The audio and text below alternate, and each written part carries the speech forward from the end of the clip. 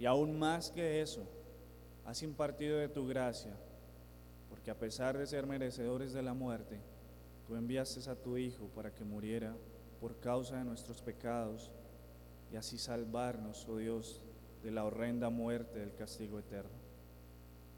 Y hoy venimos como iglesia a celebrar esa hermosa obra de la cruz, la cual nos da esa promesa perenne: algún día recibiremos una corona, la corona de salvación, no por nuestras obras, sino por la obra hermosa de Cristo, porque tu Santo Espíritu ha traído arrepentimiento a nuestros corazones, nos ha convertido para hacer de las tinieblas luz en medio de la oscuridad. Entregamos este culto en tus manos, Señor. Permítenos concentrar nuestra mente solamente en tu gloria, que nuestro cerebro, nuestra cabeza, nuestras ideas solamente giren en torno de tu palabra, que no haya ningún otro motivo por el cual respirar en este lugar, sino para darte la gloria, el honor y la honra, la alabanza solamente a ti, oh Dios Trino. Rogamos que nos acompañes ahora en la exposición de un fragmento de tu Santa Escritura. Queremos que nos dirijas, tu Santo Espíritu, guarda las palabras de quien enseña y sobre todo adiestra los oídos de quienes escuchan, para que tu palabra, oh Padre, cumpla su promesa de nunca volver vacía. Te damos gracias por escuchar nuestra plegaria en los méritos de Cristo. Amén. Pueden tomar asiento.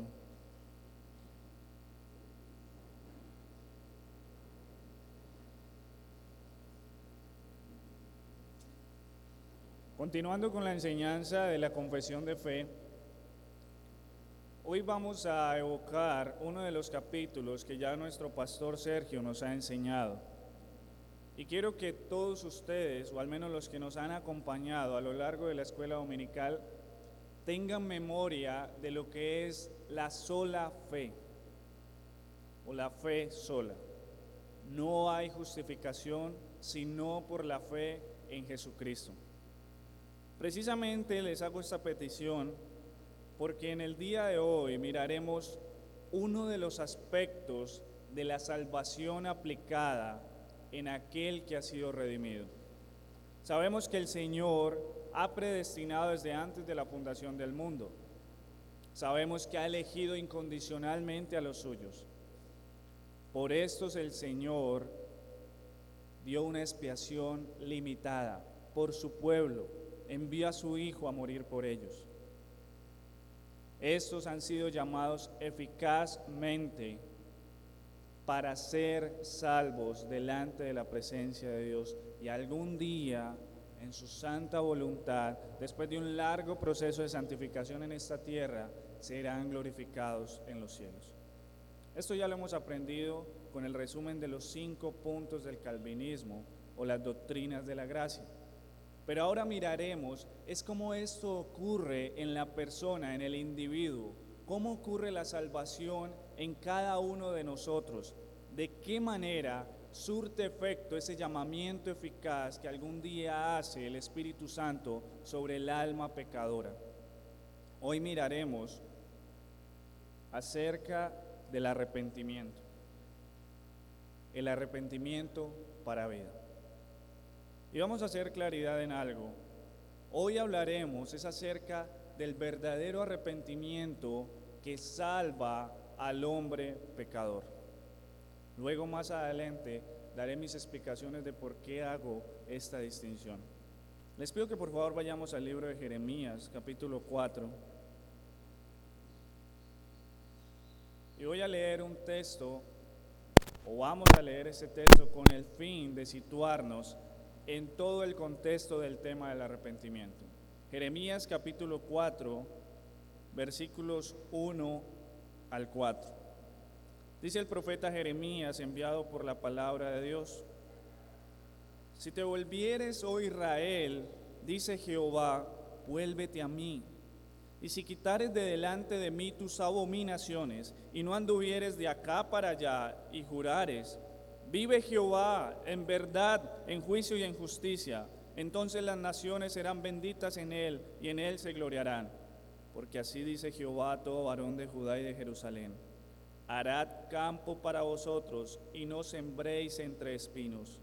Circuncidaos a Jehová y quitad el prepucio de vuestro corazón. Varones de Judá y moradores de Jerusalén, no sea que mi ira salga como fuego y se encienda y no haya quien la apague por la maldad de vuestras obras. Al igual que el profeta Jeremías, toda la Escritura habla de un llamamiento, una petición de Dios al hombre. Es necesario que endereces tus sendas, es necesario que te vuelvas de tu mal camino. Es vital que abandones el camino del pecado, que es el camino de tu perdición.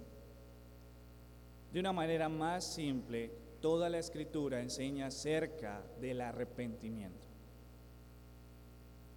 En la palabra de Dios podemos encontrar que precedido a la predicación de Juan el Bautista, Cristo hizo un llamado al arrepentimiento. En Mateo 3:1 dice que en aquellos días vino Juan el Bautista predicando en el desierto de Judea y diciendo: arrepentíos, porque el reino de los cielos se ha acercado. De una manera más congruente o elocuaz con el mensaje de Jeremías, sigue añadiendo el mismo Juan el Bautista en Juan 1:23. Dijo Juan: yo soy la voz de uno que clama en el desierto. ¿Y qué es lo que clama esta voz? Enderezad el camino del Señor, como dijo el profeta Isaías. Entonces, así como los expertos o los doctos de la confesión de fe en 1689 se tomaron la tarea de centrar su atención en el arrepentimiento, nosotros también lo debemos de hacer, porque toda la Escritura enseña acerca de ello. Es necesario arrepentirse. Dios llama al arrepentimiento. Y la sencilla razón por la cual Dios hace este llamado de manera urgente para el hombre es porque necesita vivir. Porque si no, de ninguna otra manera, el hombre morirá eternamente. Después de la caída de Adán, es necesario que toda la humanidad se arrepienta, aunque no toda la humanidad se ha arrepentido ni se arrepentirá. Vamos a mirar ahora, de manera mucho más sencilla, algunos aspectos que caracterizan el arrepentimiento. Lo primero que miraremos es que el arrepentimiento es un don de Dios y es medio de salvación. Sabemos que Dios ha predestinado a todos los que han de ser salvos. Desde antes de la fundación del mundo, Él los ha amado con amor eterno. Pero Él ha dispuesto medios de salvación, que todos se resumen en la predicación del Santo Evangelio. Pero el Santo Evangelio produce ciertos efectos en la persona cuando la palabra ha obrado eficazmente en el alma de ella. Y una de esas cosas es el arrepentimiento. Ahora, es un don de Dios, primero, porque el hombre no es capaz por sí mismo de arrepentirse. No es necesario ir a Romanos, pero claramente la Escritura nos enseña de que el hombre no quiere, no desea, no anhela, no busca a Dios. Eso ya lo hemos visto anteriormente en la doctrina de la depravación total. El hombre sumergido en el pecado no anhela ninguna cosa santa, no anhela volverse de su camino. Para él su pecado es el mejor aliado. Por eso es necesario que Dios dé este precioso regalo, el arrepentimiento. En Hechos 11:18, los apóstoles se maravillaron en el concilio de Jerusalén por una razón: el testimonio de Pedro al hablar acerca del evangelio a los gentiles. Y en Hechos 11:18 concluyen los pastores en el concilio de Jerusalén lo siguiente: entonces, oídas estas cosas, dice la palabra, callaron y glorificaron a Dios, diciendo, de manera que también a los gentiles, pongan atención en lo que sigue, ¿ha dado Dios arrepentimiento para vida? No es necesario ser un experto para concluir que aún a los gentiles Dios da. Escuchen bien, Dios concede, Dios regala arrepentimiento. Porque hay una imposibilidad neta en el hombre pecador. Pero el arrepentimiento es un don de Dios para una cosa mucho más maravillosa que lo que nuestra mente puede imaginar, y es la salvación. Precisamente como titulamos esta enseñanza, arrepentimiento para vida, el arrepentimiento sirve para ello. Es un medio de salvación. Y esto nos permite concluir que si alguien ha de ser salvo es porque algún día se arrepintió. Que si alguien ha de ser salvo, necesariamente tiene que arrepentirse. De una manera mucho más sencilla, si alguien ha tenido fe, necesariamente ha vivido el arrepentimiento. Y si alguien ha vivido el arrepentimiento, es porque ha tenido fe por parte de Dios. Es una ligadura totalmente irrompible. Arrepentimiento, fe y arrepentimiento, pero fe y arrepentimiento para salvación. Si alguno de estos dos eslabones no ha pasado por la vida de alguien que presumiblemente esté aquí sentado o esté en alguna iglesia local, sencillamente no hay ninguna cadena que lo ate a la vida. Está muerto todavía. Cuando vemos el profeta Jonás, vemos una clara advertencia de por qué razón el arrepentimiento se constituye en medio de salvación. ¿Cuál fue la predicación de Jonás? En Jonás 3 dice que solamente las únicas palabras que expresó el profeta en la gran Nínive fueron: en 3 días será destruida Nínive. La salvación, de la cual el arrepentimiento se constituye un medio, es salvarnos del castigo de Dios, de su justicia, de su ira, como lo dice Jeremías. No vaya a ser que algún día mi ira se encienda como fuego y nadie la pueda apagar. En eso se constituye como un medio de salvación el arrepentimiento. Ahora, ¿cuáles son las evidencias o qué significa arrepentirse? ¿Qué es el arrepentimiento? Tal vez allí usted mismo se está preguntando: llevo 10 años de cristianismo y tal vez no recuerdo si he vivido el arrepentimiento.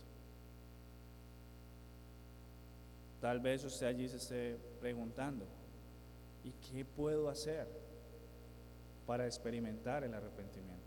¿O cuáles son aquellas señales que me permiten a mí vislumbrar que por fin he sentido el arrepentimiento genuino?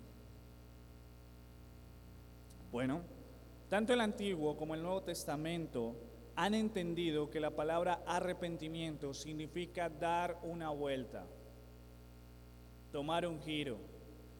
Hoy en día muchos lo toman de una manera más gráfica, es dar un giro de 180 grados. Lo que sí es cierto es que tanto para los judíos como para los griegos, arrepentirse significa cambiar de rumbo, enderezar la senda. Íbamos en pos del mundo y del príncipe de este mundo, Satanás, y ahora giramos para ir en pos del Creador, de Dios. El arrepentimiento implica el abandono de un viejo hombre, de una vieja vida, para pasar a una nueva vida, a un nuevo hombre. En la palabra implica un cambio totalmente radical. Es radical. No es un cambio disimulado. Es algo radical. Es como si usted se pusiera en medio de la carretera de la autopista Medellín-Bogotá y esperara que pasara un camión a 100 kilómetros por hora. De alguna manera lo tiene que afectar. Eso es el arrepentimiento. Hay algo que cambia radicalmente.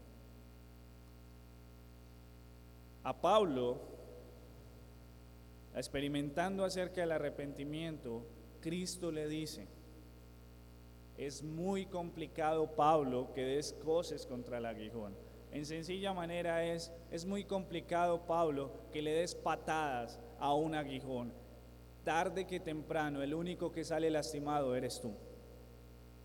Y eso es lo que ocurre con el hombre sin arrepentimiento. Cuando vive el arrepentimiento se da cuenta de que está yendo en contra de algo que solamente lo está destruyendo a él mismo. Alejado de Dios. Por eso el arrepentimiento es un llamado a cuidado, debes volver, cambia de rumbo, estás yendo hacia la muerte. Dar una vuelta de U, como tal vez nos muestra la gráfica que tenemos en la diapositiva. Ahora, hay unas evidencias en la vida de aquel que ha experimentado el arrepentimiento. Y les pido que por favor tengan mucha atención acerca de estas evidencias, porque si alguno de ustedes no vivió esto, no ha vivido el arrepentimiento verdadero. Primero, debe haber una conciencia de pecado. El que experimenta el arrepentimiento no es aquella persona que algún día se detuvo y dijo: he sido un niño malo. No tan malo, pero he sido un niño malo. Soy como una vasija que solamente tiene una grieta. Estoy un poco enfermo, hablando espiritualmente. Tengo una leve gripa, bueno, tal vez tengo un posible inicio de cáncer en su primera etapa, todavía no ha hecho metástasis. No. El que vive el arrepentimiento siente inmediatamente de que es un pecador delante de Dios. Pasa lo que pide Jeremías. Se da cuenta de que es alguien que hace abominación, que es alguien que va totalmente en contra de los mandatos de Dios. Ojo, y no a uno de ellos, sino a todos. Como Santiago bien lo expresa, aquel que ha quebrantado uno de los mandamientos de la ley, ha quebrantado toda la ley. Bueno, este hombre, esta mujer, siente que ha transgredido toda la ley de Dios. Y no solamente una vez en su vida, sino toda su vida. Siente que lleva en sus hombros una carga tan pesada como la de Cristiano en el libro del peregrino, tan pesada sobre sus hombros, y esa carga es culpa de él mismo. Es su pecado. En el Salmo 51, el rey David lo dice de una manera mucho más explícita. Salmo 51, versículo 3 dice: porque yo reconozco mis rebeliones y mi pecado está siempre delante de mí. Contra ti solo he pecado y he hecho lo malo delante de tus ojos. Ahora no es sencillamente que aquella persona que dice que se arrepiente vive una leve dificultad con la ley moral. No es aquel que considera que simplemente se ha comportado mal, sino que ha transgredido al nombre de Dios, que ha ido en contra de aquel que es santo.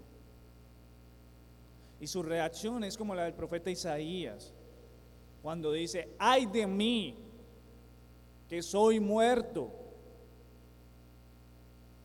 Porque yo soy de labios inmundos, y además de eso habito en un pueblo de labios inmundos. Y estoy viendo, o mis ojos vieron, al Dios Santo. El arrepentimiento lleva una conciencia de pecado. Ojo, no una conciencia de transgresión a una moralidad. No es una conciencia de simplemente un pequeño desvío. Es una conciencia de que Dios se ha convertido en tu enemigo por causa de tu propio obrar, por causa de tu propia maldad. Otras de las evidencias que podemos ver al experimentar el arrepentimiento es el temor. Y yo le quise añadir algo más gráfico: horror.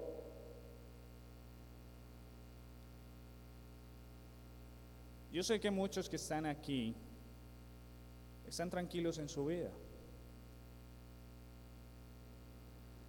No hay temor. Hoy las personas, cuando se hace un sondeo en la población, se dan cuenta de que tienen temor a ser atracados o asaltados en las calles. Sienten temor a perderlo todo, a sentir una quiebra económica en su empresa. Algunos jóvenes sienten temor a perder materias en el colegio y que sus padres los castiguen. Algunos más descarados sienten temor a ser atrapados por la policía cuando cometen algún delito. Pero son muy pocas personas las cuales se les puede preguntar si sienten temor o terror, horror por algo, y que respondan que sienten horror por Dios.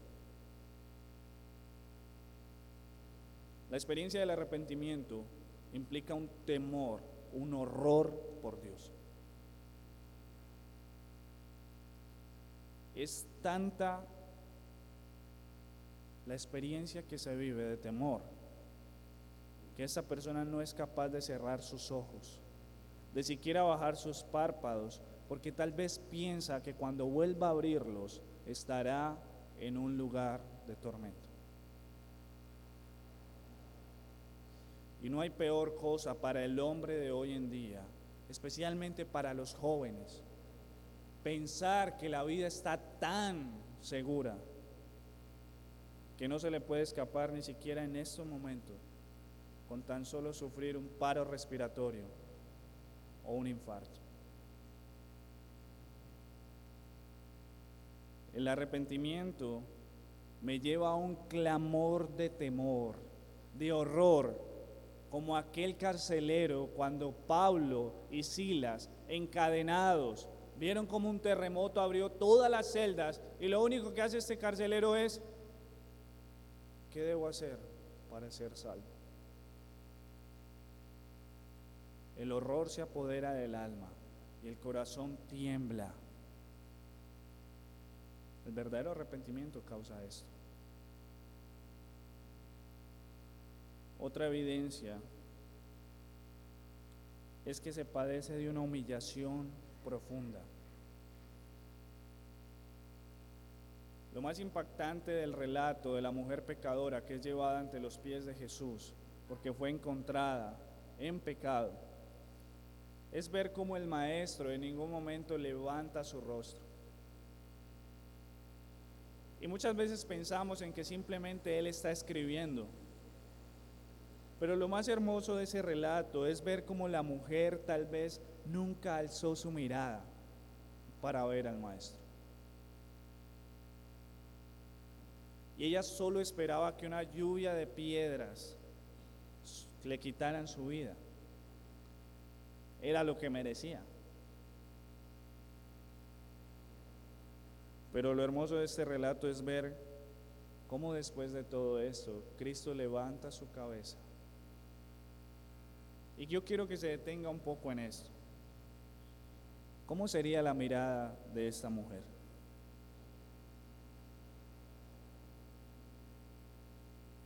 Había humillación en ella. Había dolor profundo.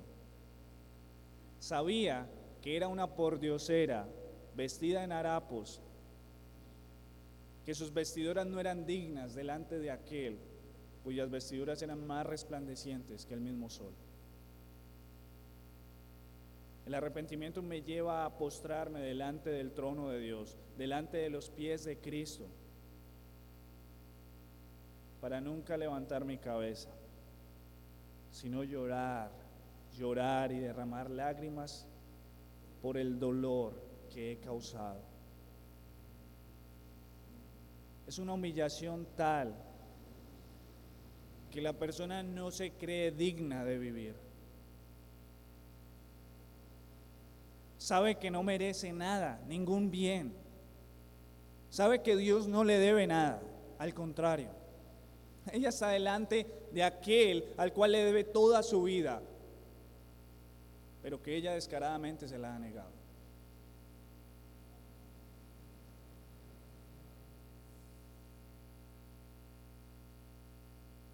Como los ninivitas, el alma del hombre o la mujer que experimenta arrepentimiento se sienta en polvo y ceniza, se viste de cilicio, muestra su humillación,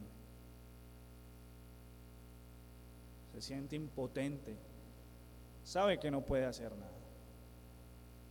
Y eso lo lleva inmediatamente a un clamor de perdón. No hay ninguna otra salida.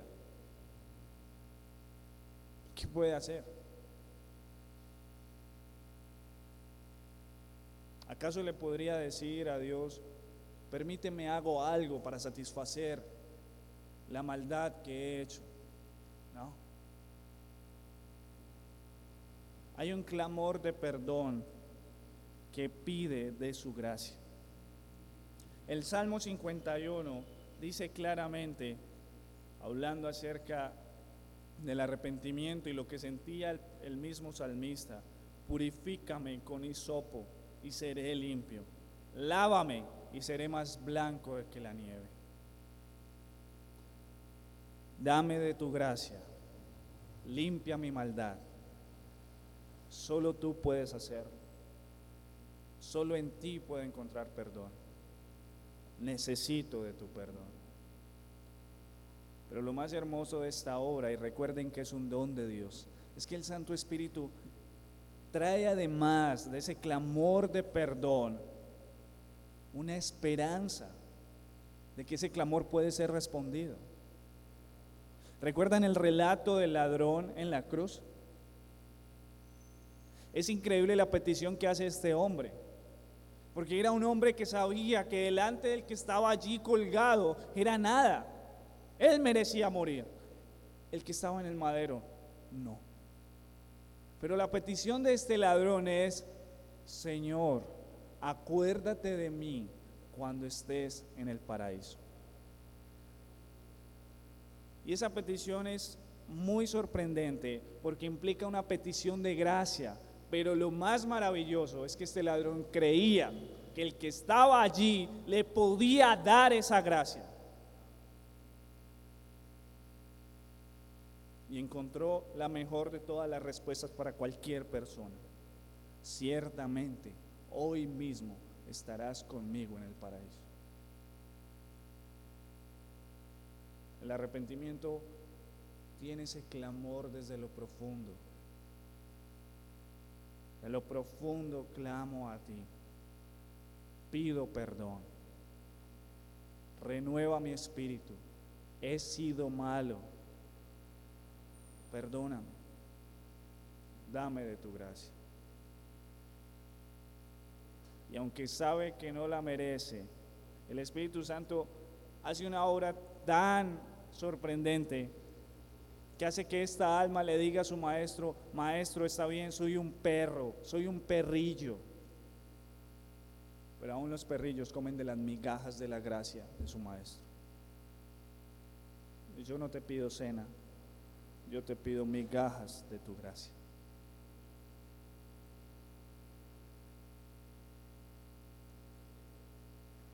Que su Santo Espíritu esté haciendo algo en su mente en estos momentos, es la petición de mi corazón. tanto para el creyente que está aquí sentado escuchándome, porque si no lo ha vivido, créame, usted no se ha arrepentido y usted no es salvo. Mis palabras quisieran decir que todos los que están aquí son ciertamente salvos, pero es mentira. Estoy seguro que todos los que están aquí, no todos son salvos, porque no todos han vivido ese arrepentimiento.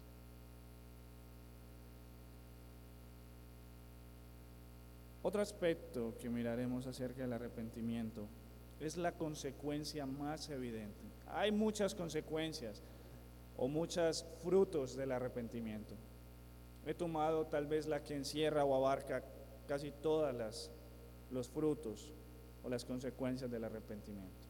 Y es sencillamente lo que nos añade su significado, dar una vuelta, una conversión verdadera. El arrepentimiento consecuentemente va a traer conversión. Pablo lo dice. He aquí, hablando acerca del cristiano, que es hecho nueva criatura y su pasada manera de vivir es abandonada.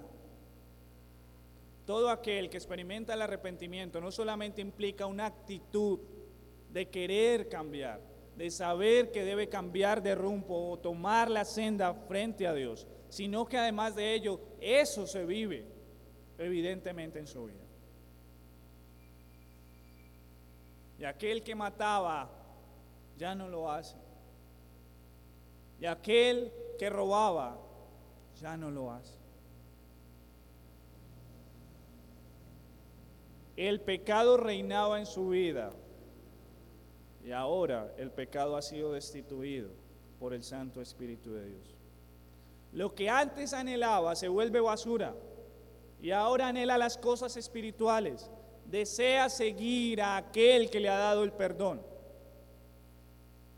Es decir, que el arrepentimiento no se puede quedar simplemente en una tristeza, en un dolor, en un derramar de lágrimas, para el siguiente día continuar en la misma vida.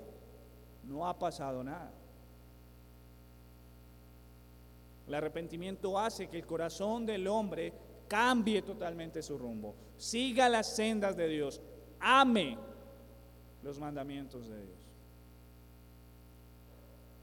Y hay que hacer una claridad, como lo hace el mismo Calvino. El arrepentimiento en este mundo quita el reinado del pecado, pero aún el pecado sigue morando en el creyente. Y allí el arrepentimiento se va convirtiendo en un medio ya de salvación, como lo fue en aquel que ha experimentado el verdadero arrepentimiento, sino también ya de santificación.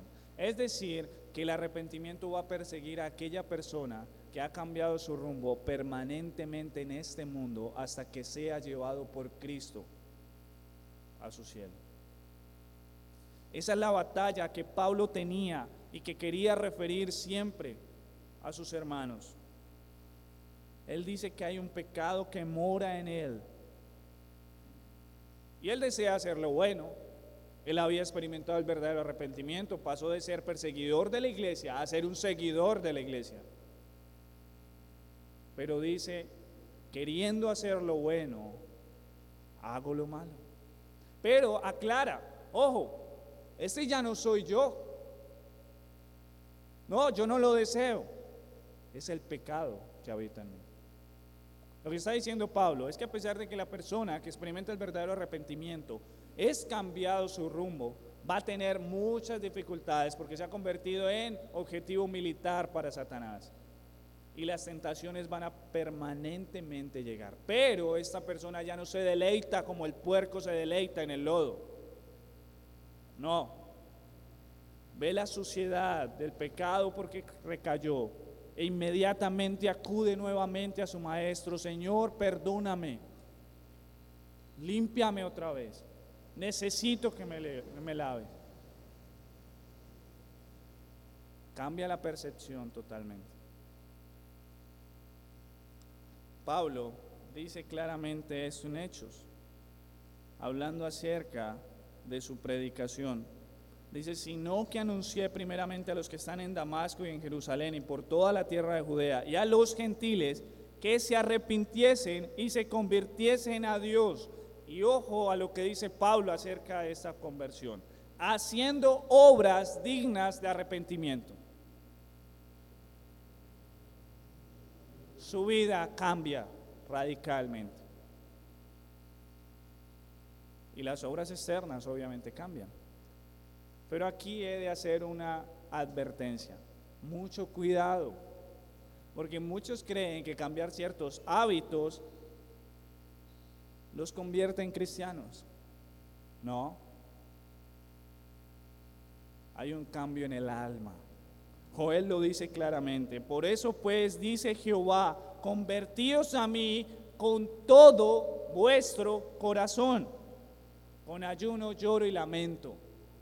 No es solamente que frente a mis vecinos, frente a mis amigos, mis compañeros de trabajo, ya cambio mi saludo por unas bendiciones, ya no es buenos días, ya digo bendiciones, ya bendigo a todo el mundo. Sí, si Él quiere, la gloria sea para Él. Por solo cambiar mi lenguaje, he vivido arrepentimiento. No, no es así. Aún en la intimidad, sabes que ya no eres igual. Y no buscas dar apariencia de fariseo bien educado y formado en la ley de Dios. No, sigues humillado, sigues andando con humildad, porque sabes que ya tu mente, tu alma ha sido renovada. Porque si fuese de lo contrario, entonces tendríamos un perfecto aliado en Alcohólicos Anónimos. Pero no es así. El hecho de que dejes de fumar, de tomar, te hace un buen ciudadano, pero posiblemente no has vivido un verdadero arrepentimiento. Es solo una parte de todo lo que implica el arrepentimiento. Por último, quiero hacer un hincapié en el falso arrepentimiento. Y es mucho más fácil yendo a dos gráficos o ilustraciones o testimonios de la Escritura acerca de lo que es el verdadero arrepentimiento y el falso arrepentimiento. En Mateo 27:3 habla acerca de lo que pasó con Judas después de que traicionó a Cristo. Dice, entonces Judas, el que le había entregado, viendo que era condenado, hablando de Cristo, devolvió arrepentido las piezas de plata a los principales sacerdotes. Ojo, dice arrepentido. Y a los ancianos diciendo, yo he pecado entregando sangre inocente. Mas ellos dijeron, ¿qué nos importa a nosotros? Allá tú. Dice la palabra que se fue y se ahorcó. Por otro lado, vemos a Pedro en Mateo 26:75. Entonces él comenzó a maldecir y a jurar, está hablando de Pedro, no conozco al hombre, y enseguida cantó el gallo. Entonces Pedro se acordó de las palabras de Jesús que le habían dicho, antes que cante el gallo me negarás 3 veces.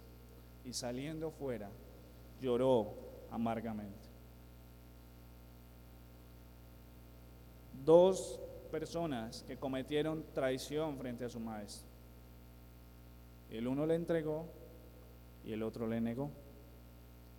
Lo curioso es pensar que en el texto que habla acerca de Judas se usa la palabra arrepentir. Dice que Judas se arrepintió, pero ojo, no se dejen confundir. La palabra añade, dice que él se había arrepentido y se había dado cuenta que había entregado sangre inocente, pero no se había dado cuenta que aquel el cual había entregado era el Salvador, era su rey. Judas lo único que entendió es que había transgredido una ley. La gracia de Dios no había operado en él con arrepentimiento genuino.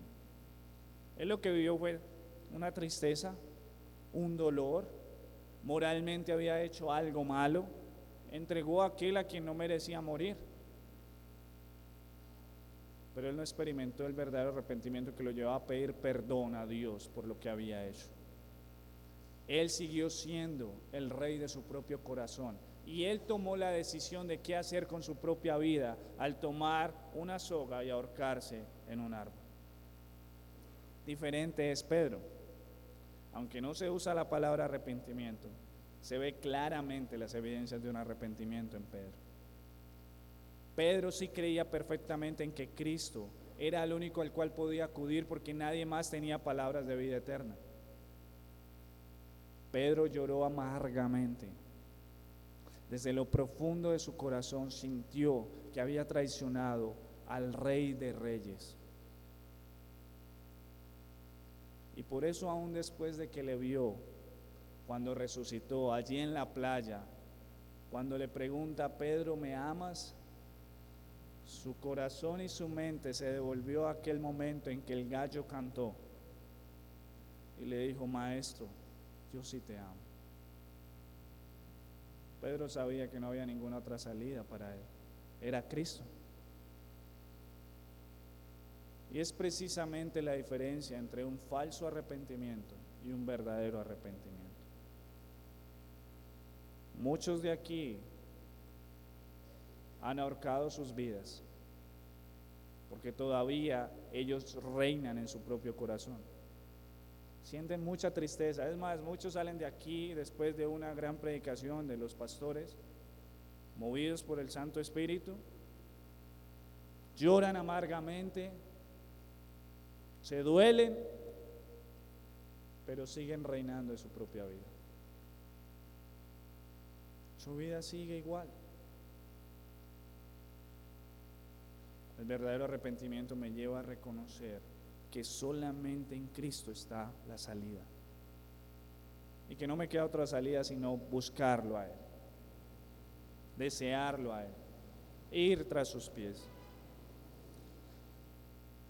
Ahora quiero dejar un llamado muy especial para nuestros hermanos. Toda nuestra vida, después de haber vivido el arrepentimiento, se convierte en una gran declaración de guerra contra el pecado. Pero también se convierte en una gran firma de tratado de paz con la santidad. Es decir, usted vive la tentación, ha caído, e inmediatamente siente el dolor, la repugnancia, aquel fastidio por haber pecado. El arrepentimiento se convierte en esa herramienta de santidad, de constantemente acudir al trono de Dios y gozar de esa promesa que el mismo Juan nos dice: si confesamos nuestros pecados, Él es fiel y justo para perdonarnos. ¿Y saben por qué Él es fiel y justo para perdonar a los suyos? Porque el arrepentimiento no se basa en lo que hacemos nosotros, en nuestra tristeza, en nuestro dolor, en nuestro temor, en nuestra petición de perdón. No, el arrepentimiento se basa en la cruz de Cristo. Cristo hizo posible que el hombre pudiese arrepentirse. Solo Cristo lo hizo posible. Si Cristo no hubiese pagado por la pena en la cruz del Calvario, usted y yo jamás hubiésemos tenido oportunidad de siquiera conocer la palabra arrepentimiento. Usted puede arrepentirse, ojo, y no pagar la condenación eterna, porque Cristo la pagó en la cruz del Calvario. Así que voy a dar un dardo muy duro contra su corazón ególatra, contra su yo y su ego. Como el profeta Jonás, seguiré diciendo: la salvación le pertenece a Dios.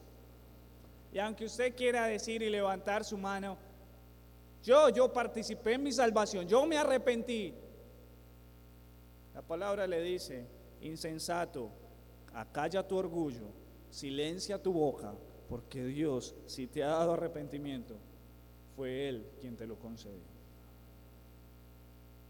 Nos gozamos en esa salvación tan grande. Y le hacemos una gran invitación a nuestros amigos. Y sé que es una escuela, pero ¿cómo hablar de una escuela de un tema bíblico y no predicar el Evangelio? Es imposible.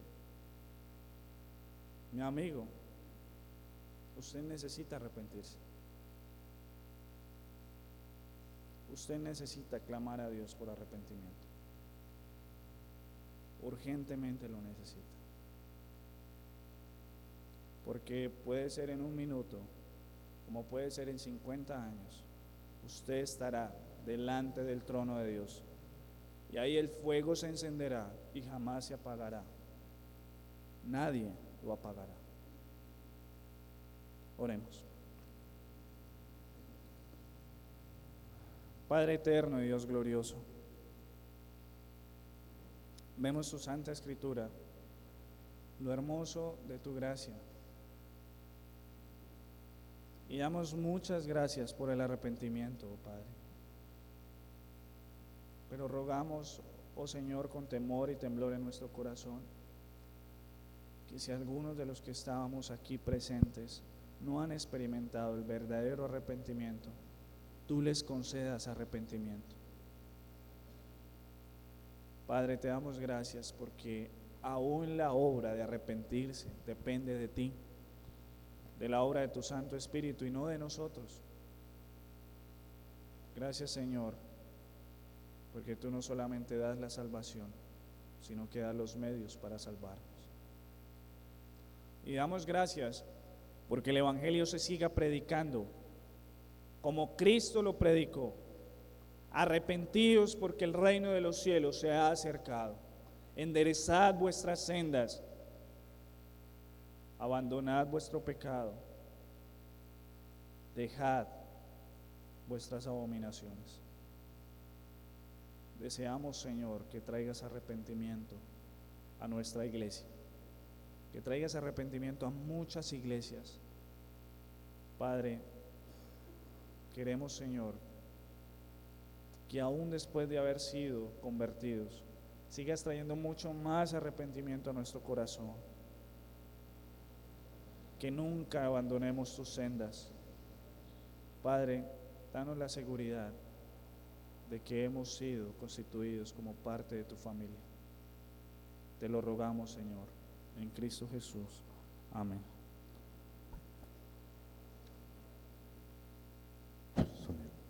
Damos gracias a Dios por la exposición de su palabra y procedemos a las preguntas. Pregunta un hermano o hermana, dice que estas evidencias las vive una persona con conciencia de su pecado. Ahora, ¿cómo puede evidenciar arrepentimiento un niño o un bebé? Y si no muestra estas evidencias, entonces podemos concluir que ese niño o ese bebé no es salvo. Se parece mucho a una pregunta que ya me habían hecho en la depravación total acerca de la salvación de los neonatos o infantes. Hermano, pues lo único, o hermana, lo único que le puedo responder acerca de los bebés es que sigue siendo un misterio de Dios. Ahora, hablando de si los niños o adultos han de arrepentirse y tener constancia de que su arrepentimiento es genuino, sigue siendo un misterio para nosotros, como aquel misterio de si usted se ha arrepentido verdaderamente. Eso solamente lo conoce usted como persona y el Señor Jesucristo. Ninguno de nosotros, y aún los pastores, por más sabiduría que tengan, pueden constatar de si un arrepentimiento ha sido genuino, a menos de que hayan obras de arrepentimiento. En particular, no sé cuál es la edad en la cual una persona pueda tener conciencia de pecado. Lo único que sé es que el Espíritu Santo sopla por donde quiere y a donde Él desea. Es su obra. Por eso no se mate tanto la cabeza pensando en cómo usted puede experimentar el arrepentimiento de otros, sino más bien concéntrese en el propio arrepentimiento y si el Espíritu Santo le ha concedido. Ahora, como padre, entiendo que puede haber una preocupación de saber si sus hijos han experimentado arrepentimiento, pero es la misma preocupación que siente cualquier pastor de saber si toda su congregación ha experimentado el arrepentimiento. El Señor le va a contestar y le va a decir: sigue predicando y sigue regando la semilla. Si ha caído en buen terreno o no ha caído en buen terreno, eso le compete a mi soberana voluntad. Recuerden que el arrepentimiento ha sido concedido solamente a aquellos que han sido predestinados por Dios desde antes de la elección del mundo para salvación. Como creyente, ¿qué hago? ¿Qué puedo hacer con aquellas pasiones que son tan fuertes aún en mi corazón? ¿Qué hago con eso? Como el pastor Sergio, le aconsejo que vaya a un librito que nos gusta mucho, se llama La mortificación del pecado. El arrepentimiento, después de ser convertidos, nos lleva necesariamente a una batalla. Recuerden que les dije, es una declaración de guerra contra el pecado.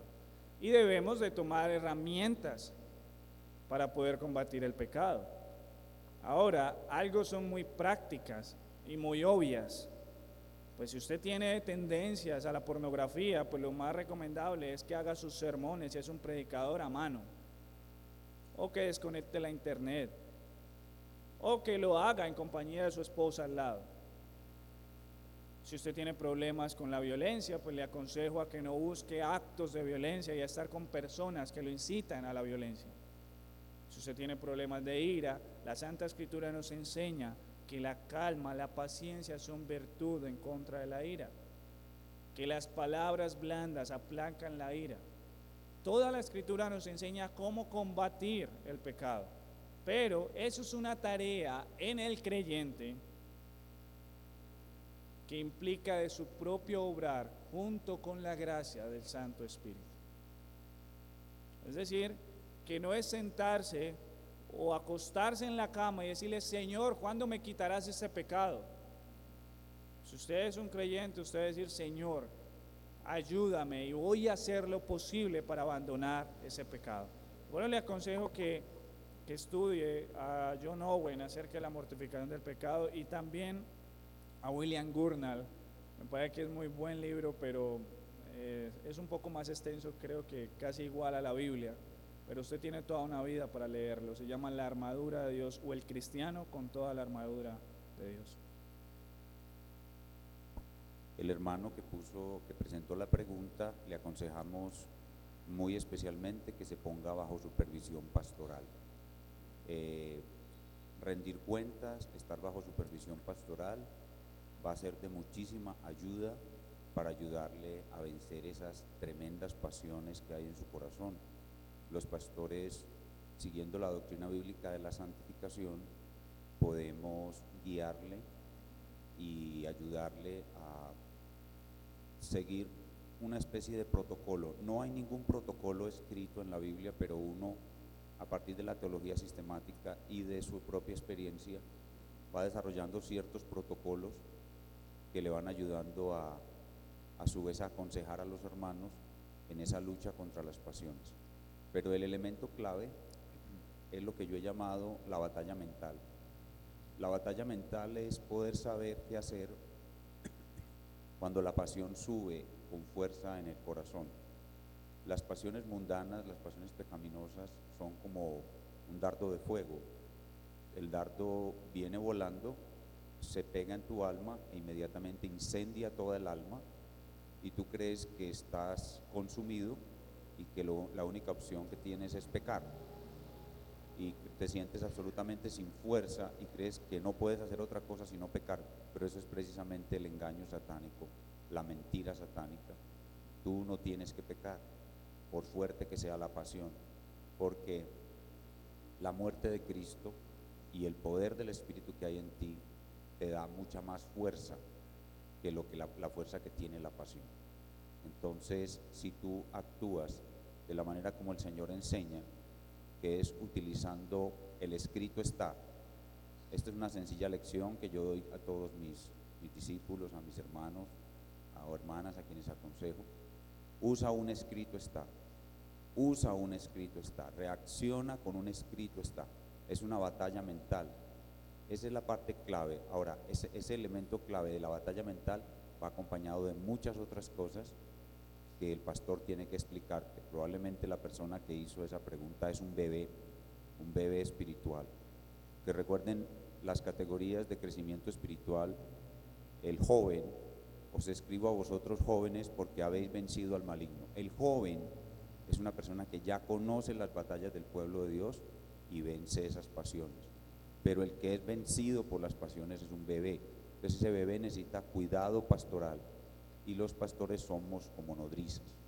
Las nodrizas que cuidamos a esos bebés les ayudamos a salir de esa lactancia espiritual. Entonces, hermano o hermana que escribiste esa pregunta, pide una citica con tus pastores y nosotros te vamos a ayudar. Si un hermano creyente dice amar a su hermano o prójimo en Cristo, pero sus obras dicen lo contrario, ¿será que en este hermano creyente no se está perfeccionando el amor de Dios? Entendí como si un hermano estuviera comportándose de alguna manera. Dice que con sus palabras dice amar a su hermano, lo expresa a su prójimo, pero sus obras dicen lo contrario. Si es un creyente, mis hermanos, pues sigue siendo un pecador. Ahora, es parte de la ayuda de mortificar el pecado, nuestra comunión en la iglesia. Si usted ve que su hermano de pronto no le expresa su amor, ahora, después de evaluar usted santamente cómo no le expresa ese amor, hay que hacer esa claridad, ¿no? Hay que ser como Cristo, mirar primero si tenemos la viga en nuestros ojos antes de mirar la paja que hay en el ojo ajeno. Es decir, primero revise si es que el amor que usted dice que él no le expresa es el amor que él debería expresarle o que ese hermano debería expresarle. ¿Cómo hace eso? A la luz de las Escrituras. Ahora, si dado el caso usted es tan piadoso como John Bunyan, como algunos de nuestros hermanos que llevan mucho más una elevada madurez, y usted dice, no hermano, este hermano está pecando contra mí, está cometiendo algo que va en contra de los mandamientos de Dios y yo soy el afectado, pues usted lo va a hacer primero con amor por él, no por amor a usted. Es decir, nuestra oración no debe ser, Señor, cámbialo, o cómo he de hacer para cambiarlo a él, sino, Señor, ¿qué debo hacer yo para ayudar a mi hermano a que no siga pecando? Es diferente la percepción. Y ahora, si eso ocurre, pues requerimos al procedimiento de la disciplina. Primero usted debe acudir a su hermano, hablarle en amor, sin recriminar su pecado, preguntarle por qué razón está sucediendo eso, o si tal vez el hermano está pasando por una dura prueba, hay alguna otra cosa. Siempre el fin es restaurar el pecado o la situación de santidad de nuestro hermano. Luego, si ve que el hermano sigue detrás de usted y sigue detrás de usted como león rugiente buscando a devorarlo a usted, pues usted sencillamente vaya y busca a los cazadores, es decir, a los pastores. Pastores, necesito tenerlos como testigos porque este hermano ya le he reconvenido en amor desde hace mucho tiempo y quiero que en amor volvamos a llamar la atención. Si eso no ocurre, ya los pastores, como ellos bien lo saben, si es una falta muy grave y que vemos que el hermano está dando más bien frutos de no arrepentimiento, pues lo más aconsejable es que se acuda a la asamblea o a la iglesia para determinar si esa falta tan grave que está afectando a otro hermano en la fe amerite la excomulgación o la expulsión del hermano. Sin embargo, por la pregunta, hermanos, yo creo que habría que revisar primero si nosotros no tenemos alguna falla en esa recepción del amor. Voy a darle la buena fe al hermano que pregunta, yo sé que él ya hizo esa evaluación santa del otro hermano y de pronto está recibiendo mal el amor o no entiende que el otro expresa el amor de otra manera, pero ya ahí está el procedimiento de disciplina. Listo, hermano. Bueno, hermanos, no sé. El refrigerio para todas las personas nuevas que asisten, incluso es totalmente gratis, pueden hacer la respectiva fila, o no sé si lo